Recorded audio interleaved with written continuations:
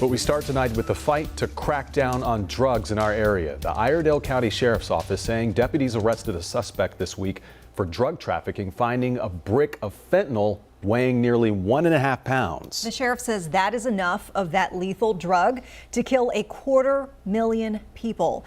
As WCNC Charlotte's Julia Kaufman tells us, federal prosecutors say they are seeing this deadly substance more and more in the Carolinas.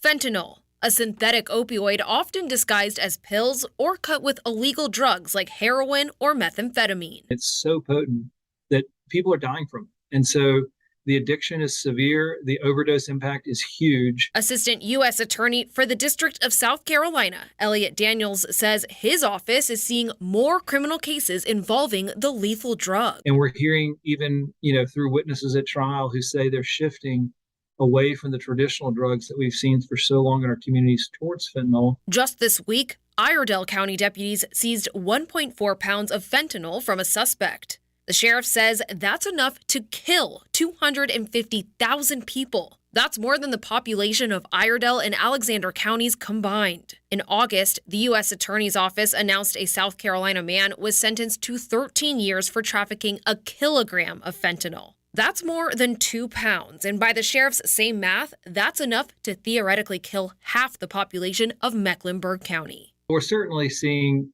the deaths increase. And so last year, for the first time in our country, 100,000 Americans died of overdose deaths. The majority of those, 78%, died from opioid deaths, and the majority of those were synthetic opioids like fentanyl. NCDHHS reports that an average of 9 North Carolinians died each day from a drug overdose in 2020. And more than 70% of those deaths likely involved fentanyl. The agency expects 2021 overdose numbers to be even higher. It is so severe that we're getting calls from sheriffs, from police chiefs, from federal law enforcement asking us to prioritize and help, and we are.